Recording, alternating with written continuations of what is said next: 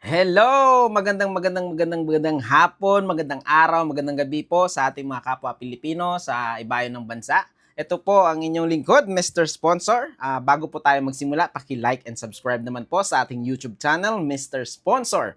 At maraming salamat po. Kamusta po kayong lahat, mga kababayan, mga kapatid, mga kapwa Pilipino na nakikinig po sa ating at na sumasubaybay sa ating YouTube channel? At kamusta po kayo? Ano ang buhay-buhay diyan sa inyong mga bahay, sa inyong mga negosyo, sa inyong mga trabaho? Meron po tayong itatakil ngayon about sa nangyayari po sa ating bansa na ito minsan kaduda-duda na at kakaiba na talaga ang nangyayari sa ating administrasyon ngayon, no? 'Di ba? Maraming tanong, maraming mga komento at maraming mga iba-ibang suwestyon na nagsisilabasan dahil sa nangyayaring korupsyon sa ating inang bayan. Magbibigay lang po tayo ng konting reaksyon sa itong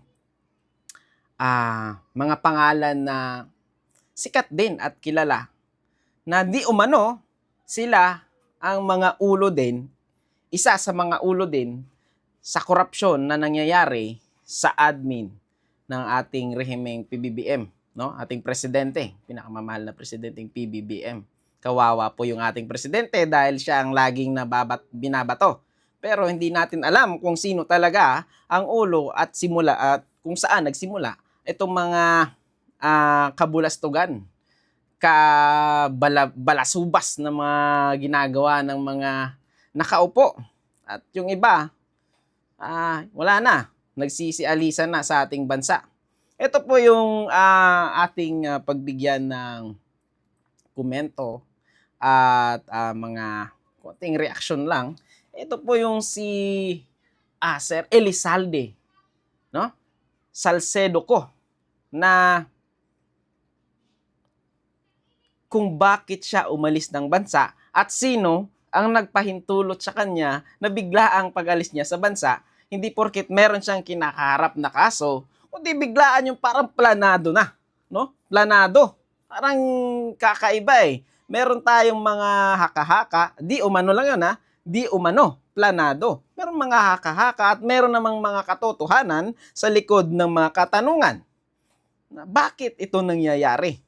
At sino di umano ang sa likod nito? Kung ating pagbigyan po ng konting impormasyon ng buhay ng ni Sir Elizalde Salcido ko, ay isa po siyang member sa House of the Speaker of Representative. So may talaga siya, he is a businessman too. Pero bakit nasangkot ang pangalan niya dito sa korupsyon sa ating bansa? Bago tayo bumalik sa itong mga pangalan ng mga tao ito, alam po ba natin na yung ating gobyerno sa panahon po ni PBBM may mga benepisyo at may mga magandang programa sa ating inang bayan, sa ating mga municipality, sa barangay. Alam nyo po ba na bawat barangay ay may allocation po yan na 20K para sa libreng check-up, libreng gamot. Kung alam nyo po yan, no? Bawat hospital po na pag-aari po ng government agencies, Department of Health, no? Tsaka mga DPWH, meron po yung allocation na mga budget. So, kung magpapa-check up po tayo at manghihingi po tayo ng gamot sa ating mga barangay health center, libre po yan. Pero yan po ang hindi natin alam. At kung bakit hindi po yan sinasabi ng mga nakaupo sa ating barangay, sa ating munisipyo, sa regional, at sa iba pang sangay ng government agencies. Okay, balik po tayo doon sa kay Sir Elizalde ko. Kung bakit po siya nasa ibang bansa at bakit po siya may kaso dito sa ating bansa. Kasi po, kaduda-duda. Ang batayan po natin ay ganito.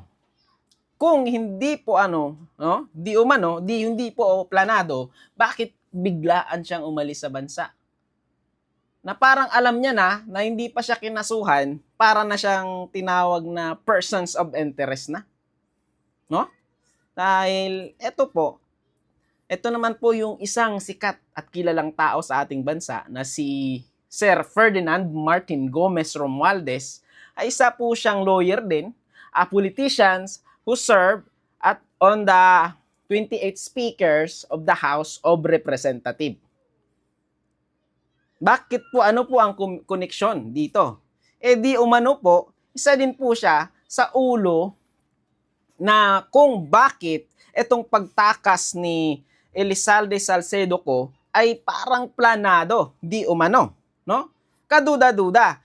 Kung bakit ito naman po si Sir Ferdinand Martin Romualdez Gomez, no? Gomez Romualdez, sabi niya po wala po siyang alam dito. Hindi niya po alam kung anong pinagagawa ni Sir Elizalde Salcedo ko.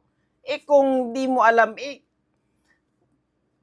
bakit nagkakaganito ang ating bansa at itong House of Representatives? Dahil itong 28 speakers of the House of Representatives, under po siya dito. Dahil isa po siyang advisor dito. No? He serves at the 28th speaker of the House of Representatives. Di umano, isa din po siya sa may alam kung ano ang pinagagawa ni Sir Elizalde Salcedo ko. Yan po ang katanungan na laging